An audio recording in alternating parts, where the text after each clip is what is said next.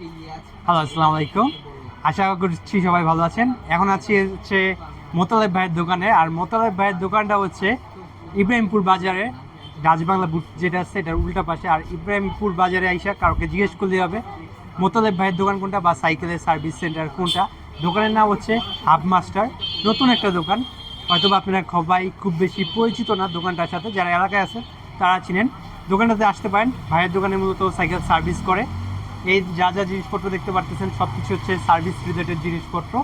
ভাইয়ের দোকানে সাইকেলের সব পার্টসই কম বেশি পাওয়া যায়, তবে মূল যে সাপোর্টটা পাবেন ভাইয়ের দোকানে আসলে সেটা হচ্ছে সার্ভিস।